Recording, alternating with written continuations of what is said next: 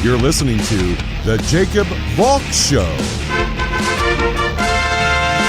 He's breaking down the latest and greatest in sports as only he can. Follow him on Twitter at RealJacobValk. Here he is, Jacob Valk. Hey!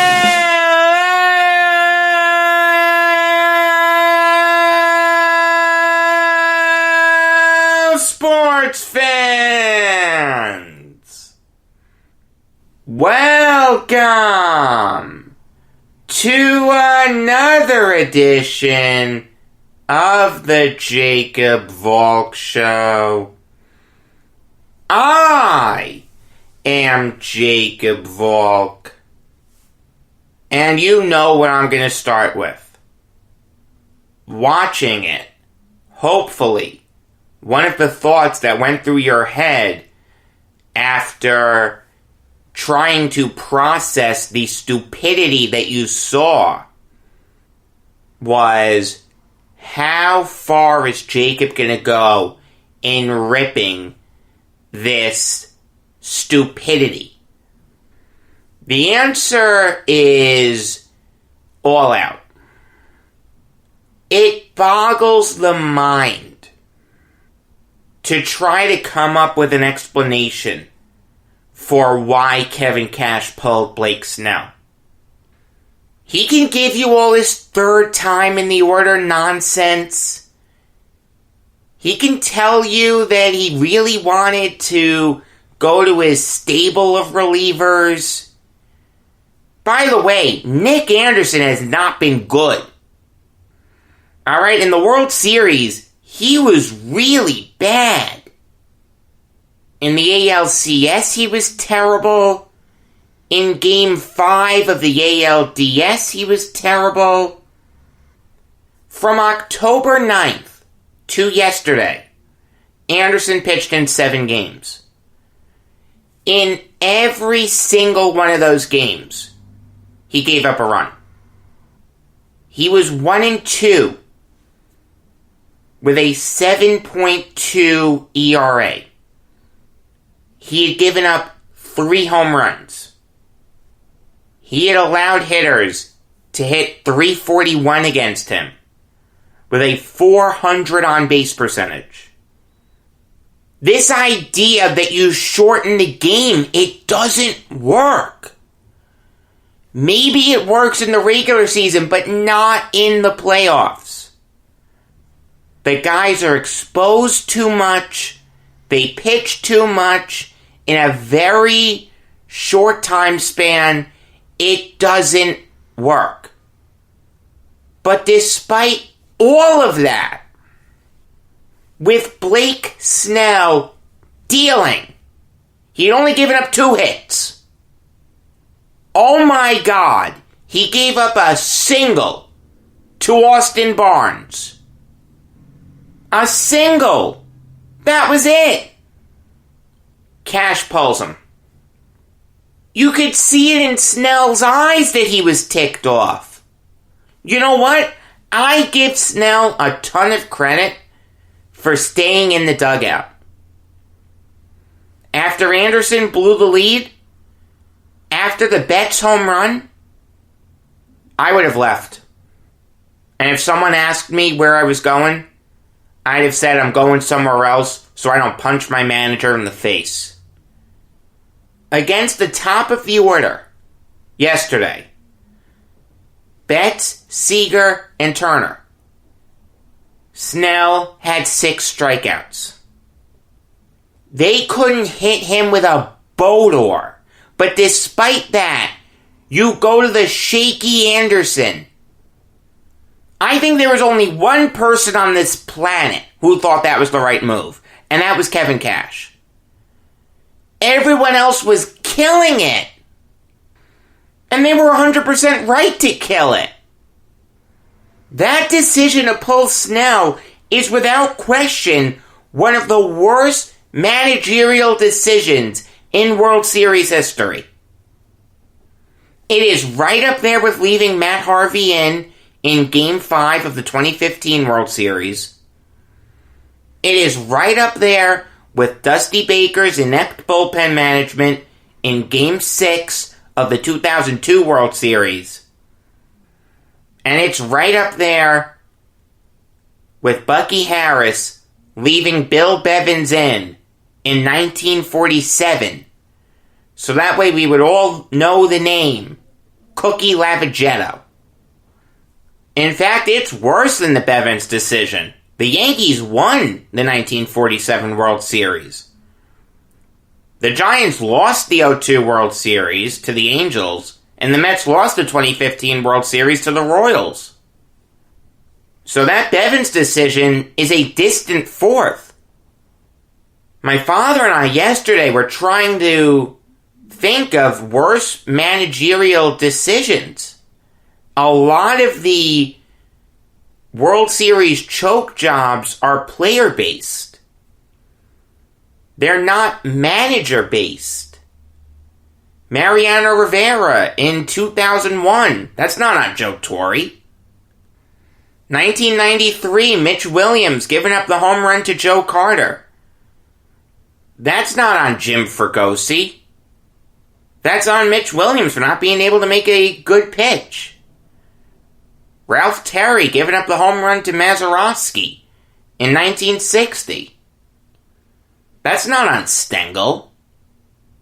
I'm telling you, this is without question one of the 3 worst managerial decisions in World Series history. It's not even close. I thought Joe Buck had a great line during the broadcast. Buck gets a lot of heat from a lot of people. I like Joe Buck a lot. I think he is a great broadcaster. I think he's right up there with his father. He said the managers today are looking for any reason to pull a guy rather than looking for any reason to keep him in. I thought that was an incredible observation. And Buck is 100% right. Whatever happened to trusting your starter? Your horse? Your guy who got you here? This is Blake Snell we're talking about. This is one of the best pitchers in all of baseball. This is a guy who was absolutely dealing. He had 9 strikeouts. He had gotten 16 outs. 9 of them were strikeouts. He was attacking hitters. His off-speed stuff was working. It was an incredible performance. But no, these managers can't wait to get into the bullpen. Oh, darn it, my starter got that guy out. Now I have to keep him in. Maybe he'll give up a hit to the next guy. Oh, wait, no, that's counterintuitive. I don't want him to give up a hit. Or do I? Because I really want to go into the bullpen, but I can't because he's dealing. Ride your starter. It's not hard. Snell had thrown 73 pitches, 48 of them for strikes. You know how many fly balls he got? 1. That's it.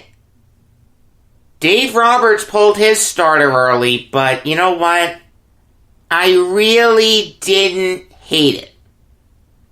Gonsolin did not look good. It was first and second, 2 out. Randy Arozarena up. Arozarena had taken Gonsolin deep. You don't want him to make the game 4-0 right there. So you pull Gonsolin. I don't have too much of a problem with that. Do I have a problem with it? A little bit, but it worked. And I understand the logic. With Snell, there was literally no good reason to pull him. If he gives up a hit to Betts, you can understand it. Even if it's a single, and Barnes just goes to second.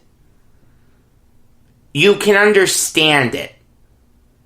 For Cash to pull Snell when he did is without question one of the most idiotic things that any manager has ever done. I spoke to my buddy Mark, the Rays fan, after the game. He said this could be a fireable offense. You know, I've praised Cash all throughout this postseason. I thought he was pressing all the right buttons.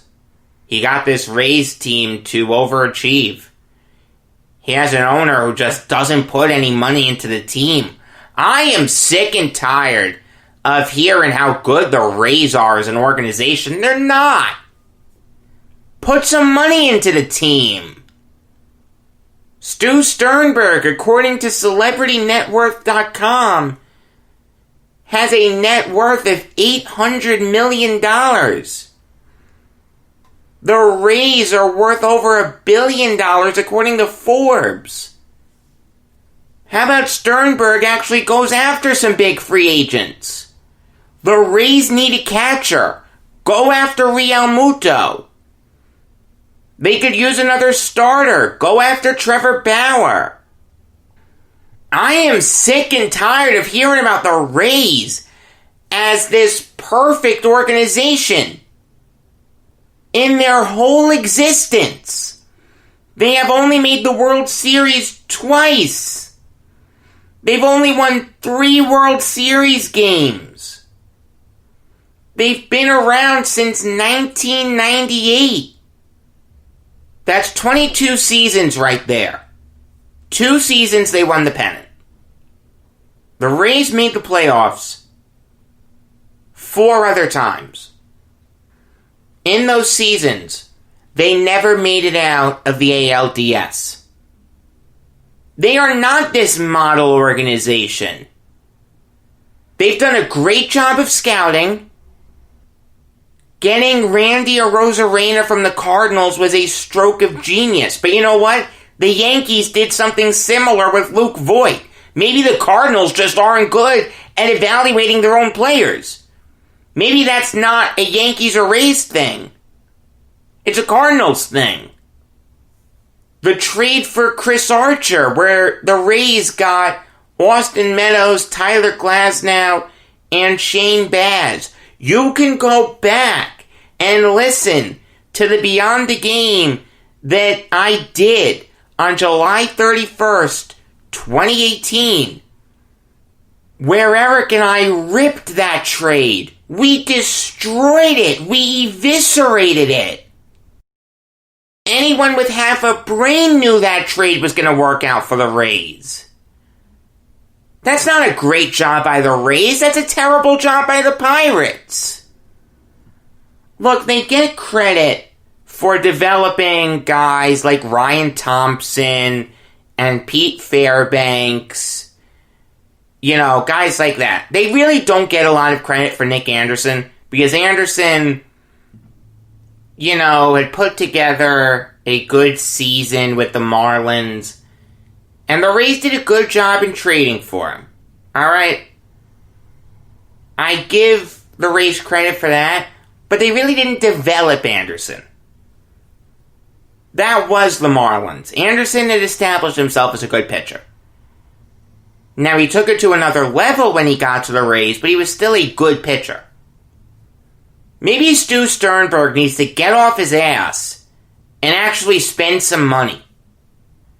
Either move the team or sell it. Because you have a garbage stadium, you have a fan base that doesn't show up. Get baseball out of Florida. It doesn't work there. You know what? Move them to Montreal. Move them to Vegas. Move them across the street from my house. Stu Sternberg is not a good owner. But despite all those obstacles, Kevin Cash piloted this team to the American League pennant. Now, all that goodwill that he engendered, it's out the window. Don't give me this nonsense of stage 1 coaches versus stage 2 coaches. It doesn't take a genius to keep Blake Snell in.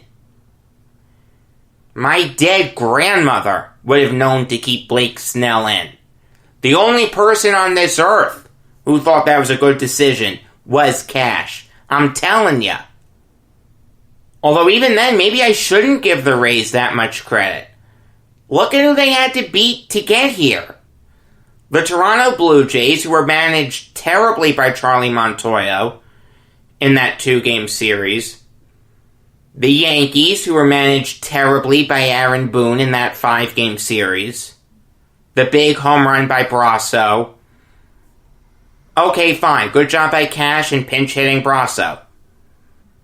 But if Boone doesn't mangle Game 2, it may not get to a Game 5. And then in the ALCS, they go up against an under 500 Astros team with a bad playoff manager. The Rays nearly blow a 3-0 series lead. Then when they go up against a team with a good manager, great players, and an ownership group that's willing to do whatever it takes to win a World Series, mortgaging the future for Mookie Betts, giving him that massive extension, keeping Kershaw around, developing this incredible pitching staff, putting out a lineup that from the top down can kill you. 2 strikes. You couldn't get the Dodgers out. 2 outs. You couldn't end an inning. When the Rays went up against a well-oiled machine like the Dodgers, they couldn't get the job done. At the end of the day, though, this isn't all on Cash. It's really not.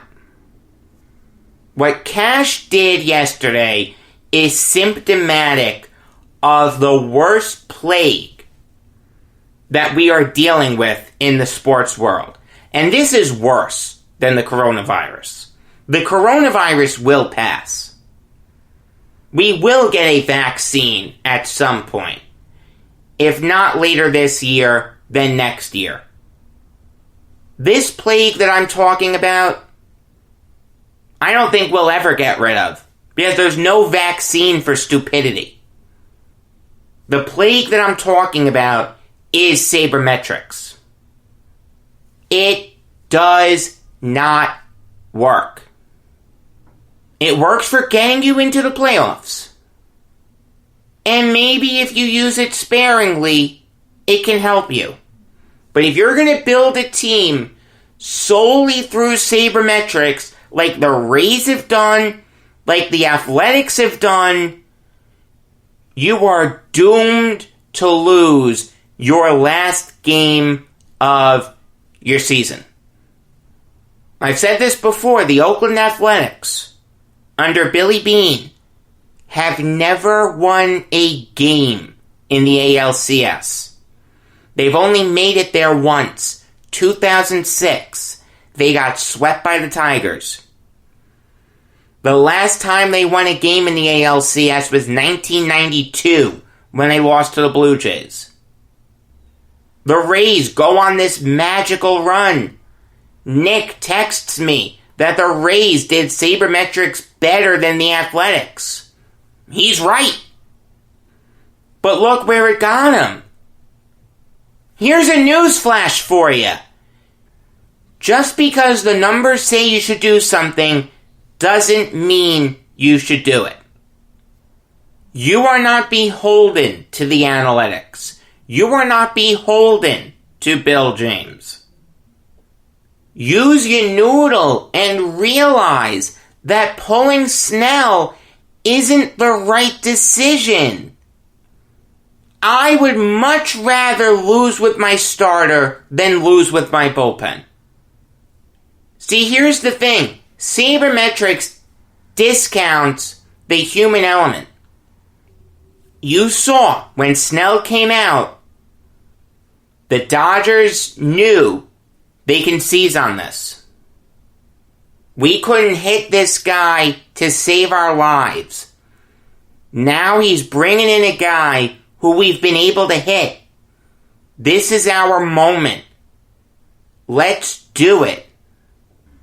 A double, a wild pitch, and a fielder's choice later. The lead is gone. In fact, now you're trailing. After that, you had to know the Rays weren't going to come back. They were dead. You could see it in their eyes. They were so deflated, they looked like a balloon after you let the air out. I saw some people get on the Rays offense for only scoring 1 run. Like you can't win a 1-0 game. The way Snell was pitching, he could have gone, 2 more innings. You go to Thompson, you go to Curtis, Yarborough, Luke Castillo, I don't care. You can trust that bullpen to get 6 outs. Usually 1 run isn't going to get it done, but the way Snell was pitching, it would have been sufficient. But you know what? You got to give the Dodgers credit. They had to go through some really good teams to get here. The Brewers were a bad team, but you know what? They played the Dodgers tough. The Padres went all in to make a big postseason run at the deadline. They were a tough out. The Braves were up 3-1. The Dodgers came storming back. This is a Dodgers team that is built for long-term success. Hats off to Clayton Kershaw. He is a future Hall of Famer, and it's nice to see him win a World Series. I don't hate Kershaw. I really don't. It's nice to see him get that monkey off his back. It was nice to see Betts stick it to the Dodgers and be a big part in winning this game. It was nice to see Justin Turner stick it to the Mets and be a big part of this World Series run. Corey Seager, Cody Bellinger, Walker Buehler. It wouldn't surprise me if next year there was a Yankees-Dodgers World Series. They had to undergo a lot of heartache to get here.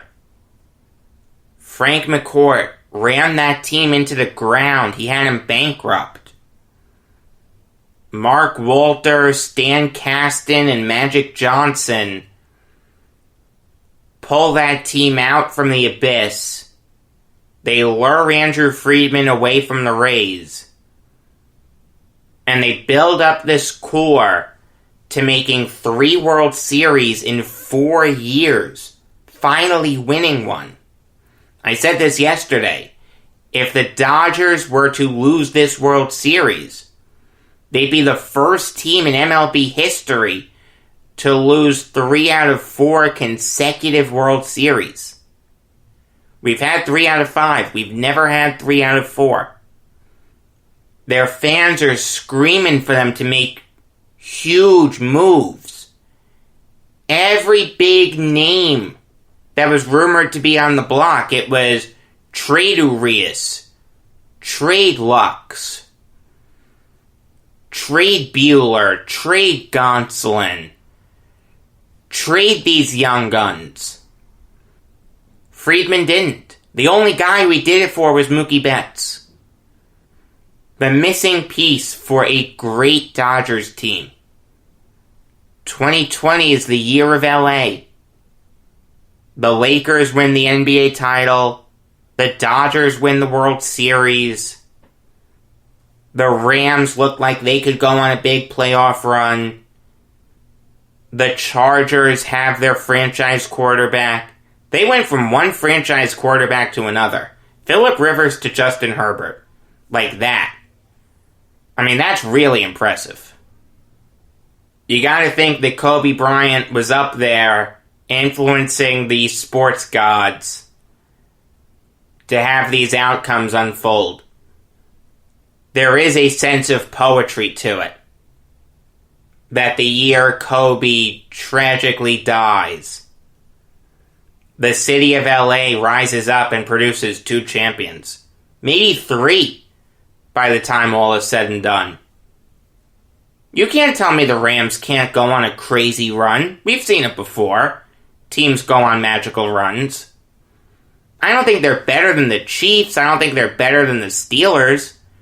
I don't think they're better than the Seahawks or Packers, but once you get into the playoffs, anything can happen. Hopefully in 2021, it'll be New York's turn, with the Yankees, the Islanders, the Jets with Trevor Lawrence. I'll settle for him just becoming a Jet. I'm not asking for a Super Bowl overnight. Just give me him in green. That's all I want.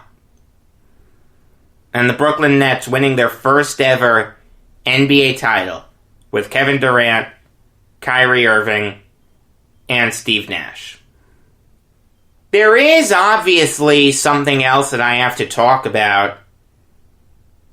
Justin Turner was pulled mid-game, and the broadcasters were speculating on why. Was there an injury?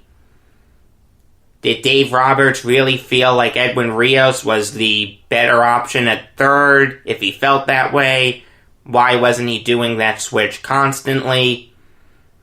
Well, the second Kevin Burkhardt went on the air for the postgame, he announced that Justin Turner, mid-game, had tested positive for the coronavirus. His first test was inconclusive. His second test was positive. So Justin Turner played that whole game yesterday while actively spreading the coronavirus. Only Major League Baseball could mess up a bubble. We've seen bubbles work. Major League Soccer did it. The NHL did it. The NBA did it. Only Major League Baseball could mess that up. And then you have Turner coming back out onto the field to celebrate with his team without a mask on. In the days to come, we could hear about a bunch of other Dodgers, some Rays, some broadcasters, and some MLB officials testing positive for the coronavirus. This could be a super spreader event. I don't want to rain on Turner's parade or anything, but once you test positive, you have to take the appropriate precautions. I understand you want to be out there with your teammates. You were a big part as to why the Dodgers won. But you have to know when to put everyone's health first. Hopefully this was a false positive. It wouldn't stun me if it was, because I've seen bubbles work. But if it was a true positive, Major League Baseball once again has proven that they are inept when it comes to dealing with this.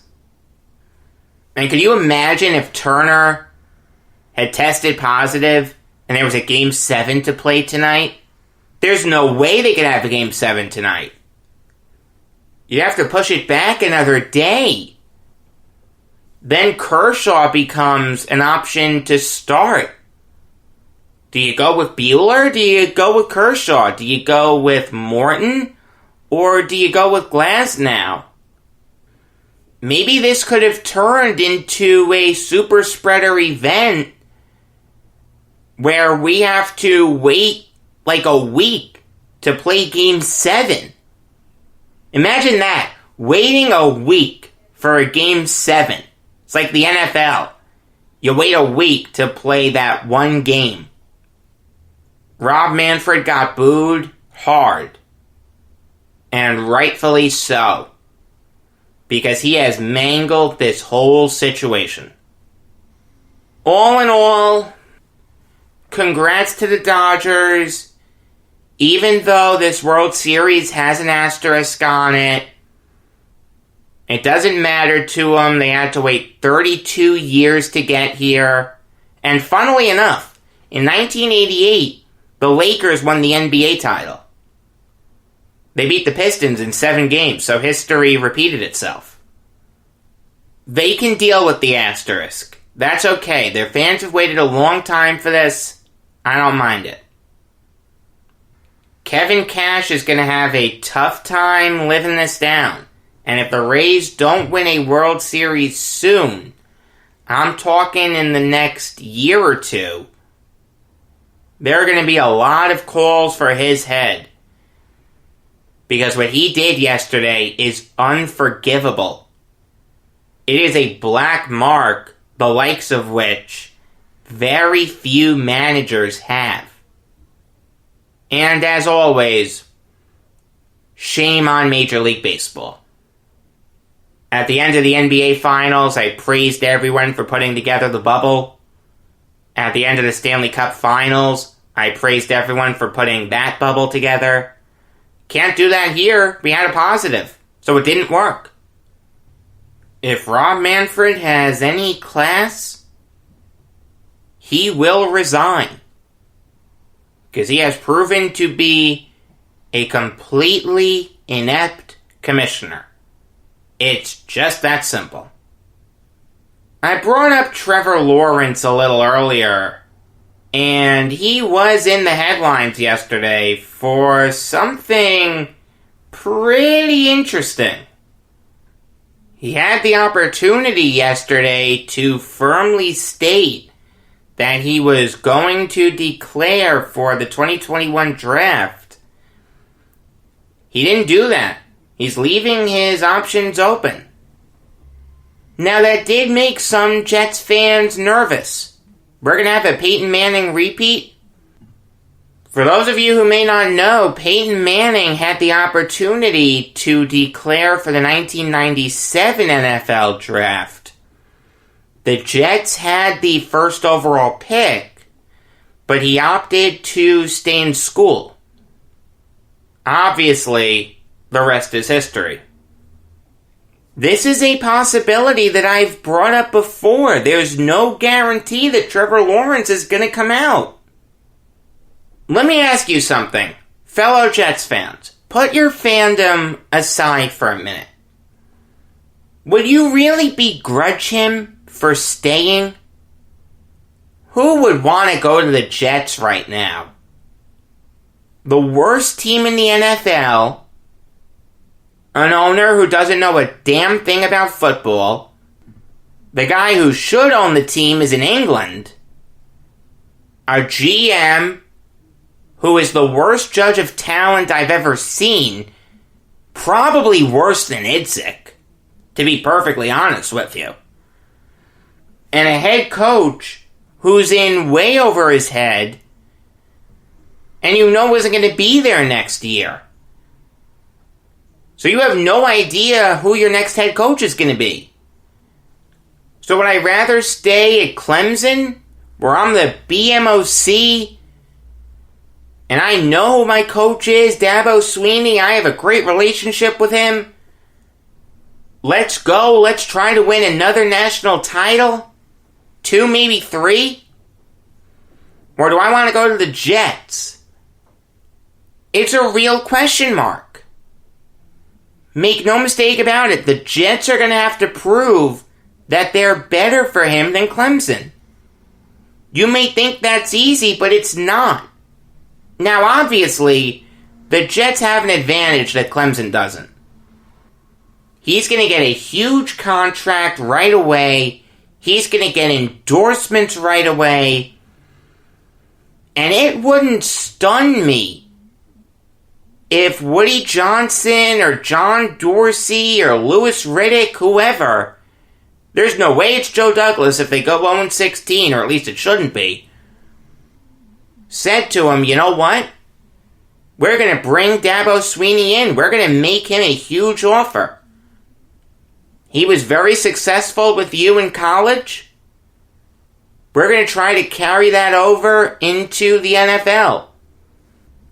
The Jets are going to need to entice Lawrence with something. But at the end of the day, all the off-the-field stuff, that doesn't matter as much. For the longest time, the Jets have had gobs and gobs of cap space. And they haven't used it. Or if they have used it, they haven't used it correctly. The last big splurge they went on was not this past offseason, the offseason prior. When they signed Le'Veon Bell, they signed C.J. Mosley, they signed Jamison Crowder, they signed Brian Poole, and what did they have to show for it? A 7-9 record. They went 1-7 in their first 8 games. Le'Veon Bell was ineffective. C.J. Mosley only played in 2 games. Another high-priced player from the offseason prior, Trumaine Johnson, did nothing. The Jets have done a terrible job in utilizing their cap space. They're going to need to promise Trevor Lawrence that they're going to go out and make some big moves. They're going to sign big free agents. They're not going to go bargain hunting again. They may make some big trades. Keep in mind, Lawrence can declare for the draft in, I think it's January. Then in March, if he sees that he's going to walk into a situation with the Jets where it's him and no one else, he can say, you know what? I'm not going to play for you guys. And he can come out and say, these were the conversations we had. I was lied to. The Jets said they were going to do X, Y, and Z. Instead, they did A, B, and C. I don't want to play for them. The Jets do need to do right by Trevor Lawrence. He does have a lot of leverage. Do I think Trevor Lawrence is going to declare for the NFL draft? Yes. When Matt Leinart stayed in school, he lost a lot of money. He was going to be the first overall pick. He fell to, I think, 10th. When Matt Barkley stayed in school, he lost a lot of money. You take a look at a guy like Tua, who, granted, didn't stay in school. He didn't have the option to declare for the draft. But he would have been the first overall pick if he had stayed healthy. He dropped to 5. He lost some money. And at the end of the day, that is a huge motivating factor for any young player entering the league. I've waited my whole life to get a payday for playing football. The thing that I love to do the most. If I turn that down now, am I going to get that again? Peyton Manning did. Andrew Luck did. Hell, Joe Burrow did. Maybe Trevor Lawrence will too. The Jets do need to entice him to come out. It is not a formality. Continuing the football Valk talk now. Yesterday, I spoke about the trade rumors surrounding Everson Griffin. Well, I'm speaking things into existence on this show because Griffin was traded yesterday. He went to the Lions in exchange for a conditional 6th rounder. It's possible it can be a 5th rounder depending on the conditions, but regardless, this is a good move for the Lions. They're 3-3 right now. They're chasing some 5-win teams. It's not inconceivable to think they could go on a crazy run. The Lions obviously know Griffin pretty well. They saw him twice a year when he played for the Vikings. And I love the fit. I was concerned about the Lions' pass rush headed into this season. Besides Trey Flowers and Romeo Okwara, they really don't have anyone. They're 28th in the league in sacks. As a team, they only have 8. Flowers and Okwara have 6 of those. That's not good. The Lions did a really good job here of bolstering their pass rush. The conditional 6th is more than fair. I said at most the Cowboys would get a 5th. You want to call this an even trade, you can. But if I had to give a team an edge, I would say the Lions won it. Moving on now to the Dolphins, signing Adam Shaheen to a 2-year extension worth $7.85 million. That's $3.925 million a year. And I gotta tell you, I don't like this move. The Dolphins have Mike Gesicki. So Shaheen isn't going to get a lot of run as a pass-catching tight end. Even though he got a lot of run as a pass-catching tight end against the Jets. It was kind of weird. He's probably going to be used more as a blocking tight end. You can get blocking tight ends for less than $4 million a year. You can get them for half that. In fact, less than half that. I mean, Shaheen's a good blocking tight end. He's better in pass blocking than he is run blocking. I understand you want to keep Tua upright.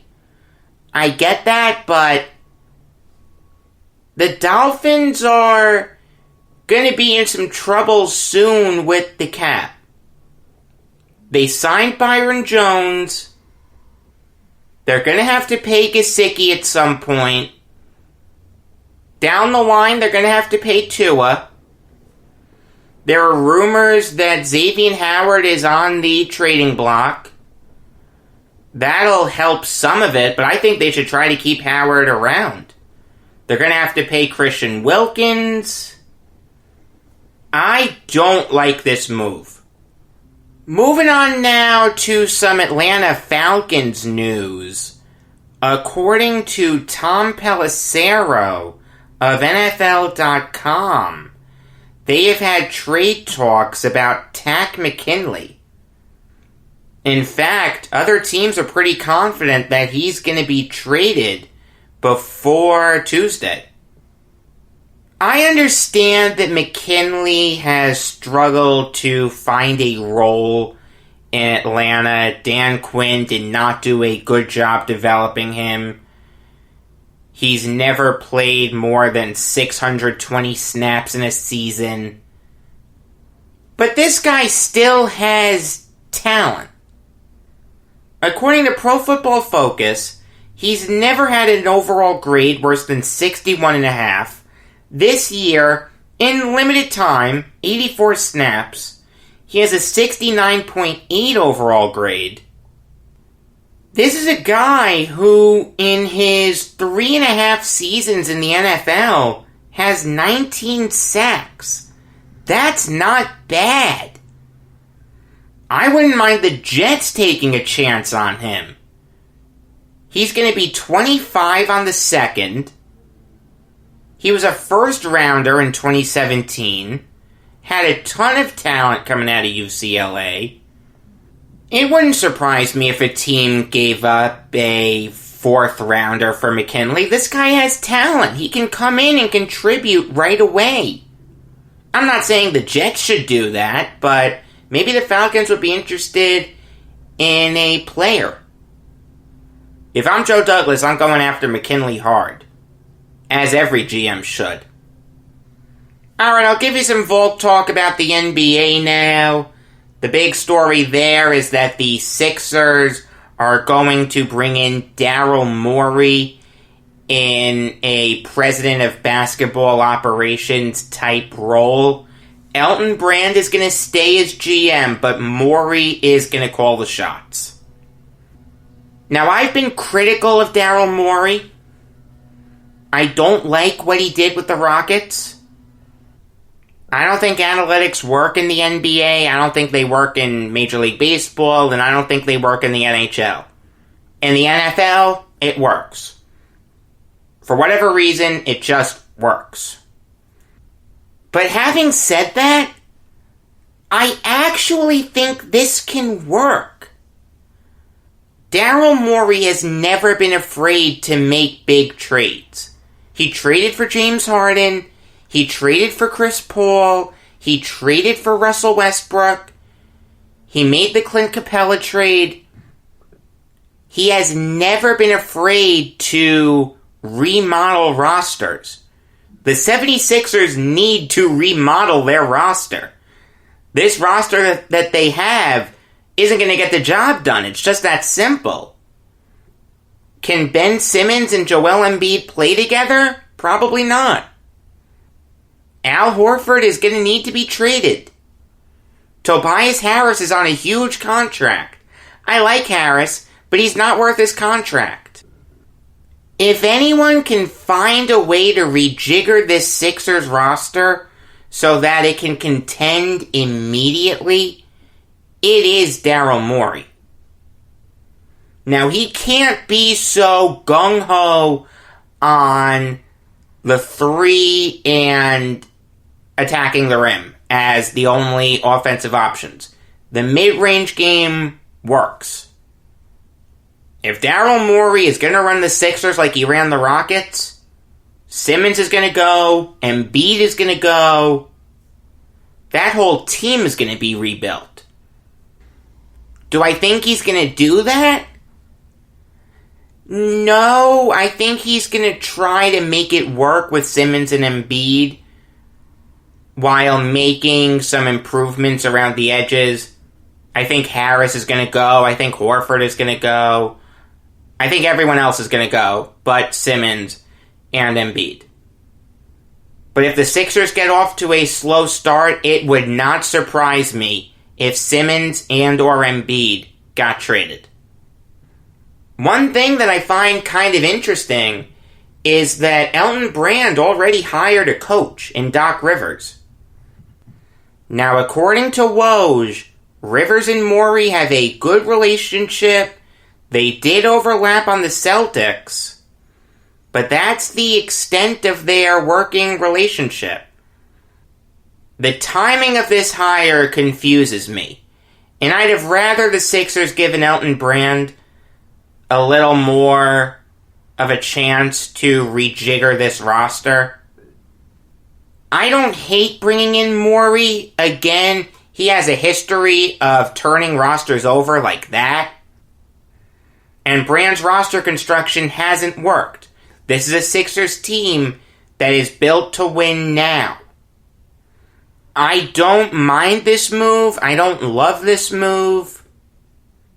And Morey was signed to a 5-year deal, so he can trade Simmons and Embiid and wait a little bit to see the returns on those trades blossom. I think the Sixers are going to be in for a major turnover soon. I'll tell you that right now. Alright, now I'll give you some Valk talk about hockey.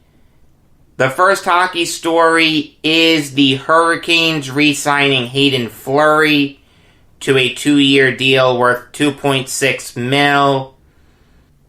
That's a solid signing. Fleury had a good year for the Hurricanes last year. He had a solid playoffs, scored 2 goals in 8 games. He seems to finally be putting it all together. He was the 7th overall pick in 2014. Last year was his first good season in the NHL. He had 14 points in 45 games. Now, Fleury's still young. He can get better. 1.3 mil a year is very fair for him. I like this move. The last story to talk about today is the Senators signing Alex Galchenyuk to a 1-year deal worth $1.05 million. Remember when I said the Senators are making a run at things? Yeah. I was right. They bolstered the defense, obviously. Went over that yesterday. They bolstered their offense, too. Evgeny Dadonov, Austin Watson, and now Galchenyuk, a former 30-goal scorer in this league. Now you can put Galchenyuk on the second line and move Tierney down to the third line, where he would be beastly. Can Tierney hold his own on the second line? The answer is yes, but on the third line, he'd be insane. This is a fantastic move for the Senators. They haven't won 30 games since the 16-17 season, when they went on that big run to the Eastern Conference Finals, where they lost to the Penguins in 7 games. That was Guy Boucher's first year as their coach. I do think they're going to have over 30 wins this year. And I gotta tell you, I can picture a world where the Senators sneak into the playoffs as the 8th seed. If Matt Murray stands on his head, if Galchenyuk steps up, if Tkachuk steps up, if Connor Brown steps up, if Evgeny Dadonov steps up, they could sneak in as the 8th seed. That wouldn't stun me. It's unlikely, but there is that possibility out there. I put the percentage chance of that happening at like 12.5%. Until tomorrow, I am Jacob Valk saying that last night I neglected to mention something that bears repeating.